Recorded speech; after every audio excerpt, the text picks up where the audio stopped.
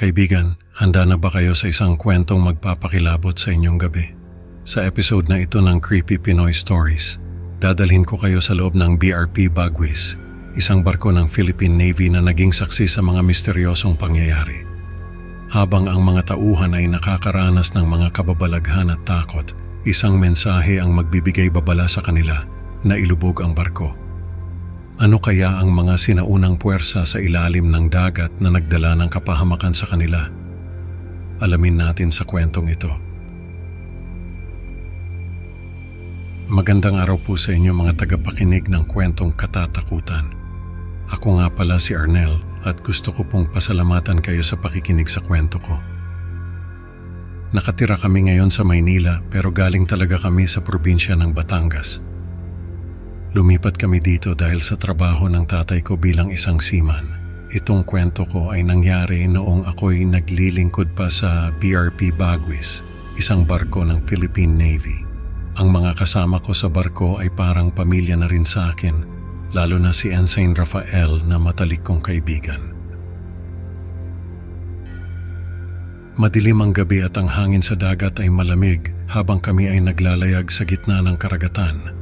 Ang BRP Bagwis ay tahimik na palutang-lutang, naghihintay ng hindi inaasahang pangyayari. Habang binabasa ko ang mensahe ni Teniente Comandante Jericho, naramdaman ko ang bigat ng kanyang mga salita.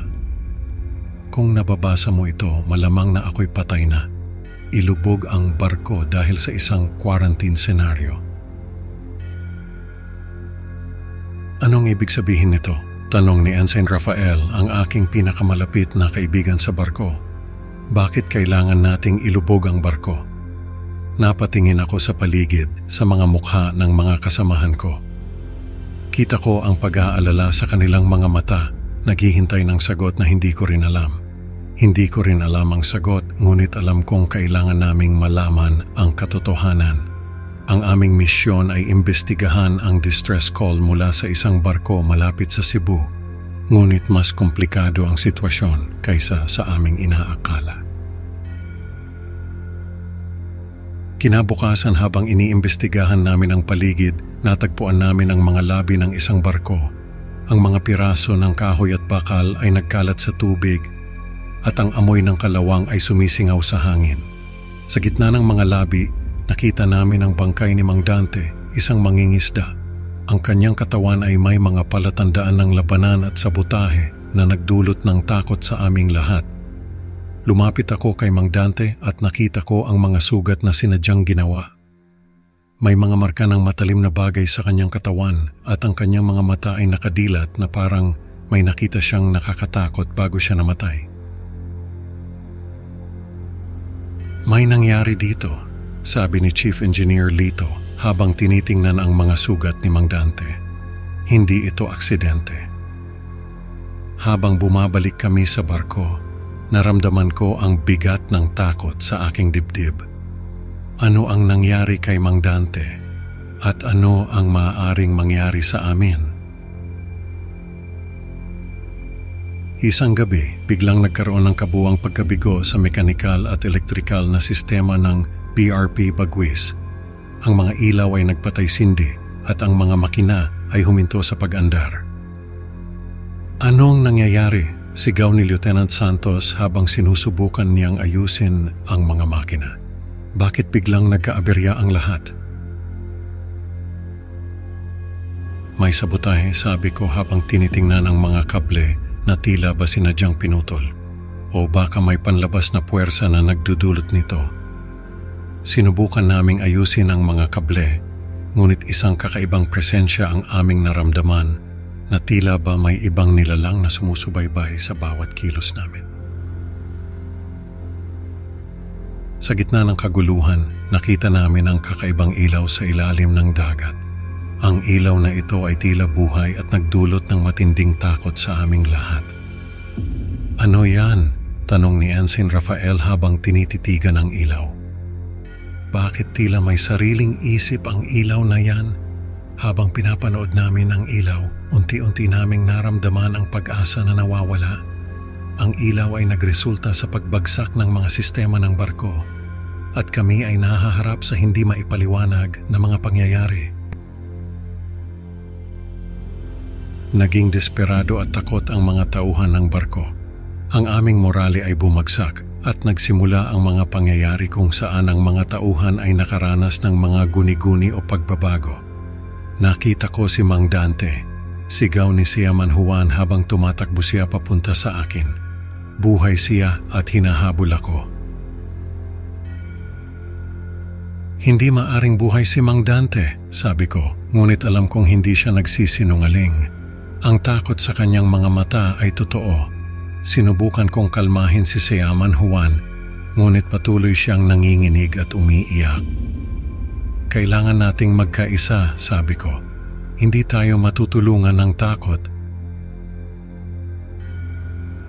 Ang mga guni-guni ay humantong sa karahasan at kaguluhan sa loob ng barko.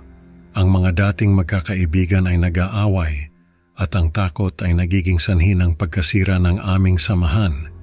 Habang nagkakagulo ang lahat, narinig ko ang mga bulong sa paligid. May mga boses na nagsasabi ng mga bagay na hindi ko maintindihan. Sino yan? Tanong ko, ngunit walang sumagot. Isang gabi sa gitna ng kanyang pagkabaliw, pinatay ng kapitan ng barko ang isang miyembro ng tauhan at saka nagpakamatay sa harap ko.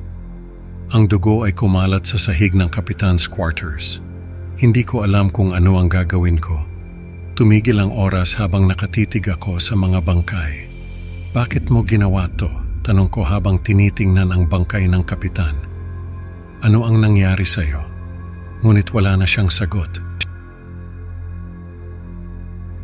Habang sinisiyasat ko ang paligid ng kapitan's quarters, napansin ko ang mga sulat na nakakalat sa mesa, mga sulat na puno ng takot at pagkabaliw. May nakita siya. Bulong ko sa sarili ko. Ang mga sulat na yon ay mga piraso ng puzzle na hindi ko maintindihan. Ngunit isang bagay ang malinaw, may nagbago sa kapitan at iyon ang nagdala sa kanyang pagkabaliw.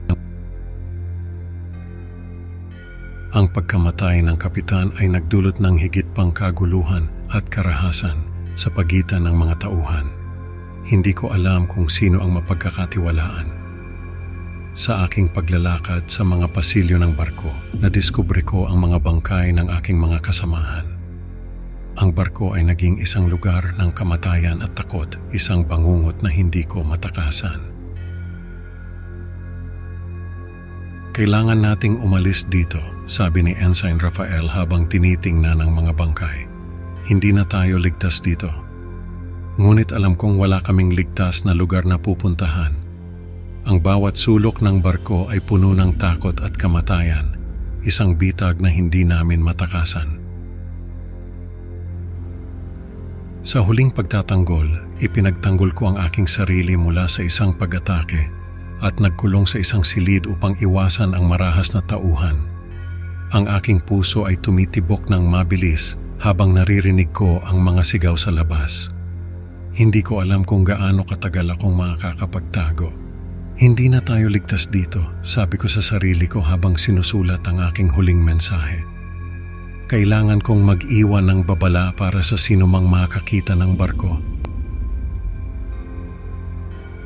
Ang aking mensahe ay nagtatapos sa isang pakiusap na ilubog ang BRP Bagwis at isang babala tungkol sa sinaunang mga puwersa sa ilalim ng dagat. Huwag ninyong hayaang maulit ang mga pangyayari na nagdala sa amin sa aming kapahamakan. Tinatanggap ko ang aking kapalaran, naramdaman ko ang bigat ng takot at kalungkutan. Ang BRP Bagwis ay naging isang bangungot na hindi ko na malilimutan.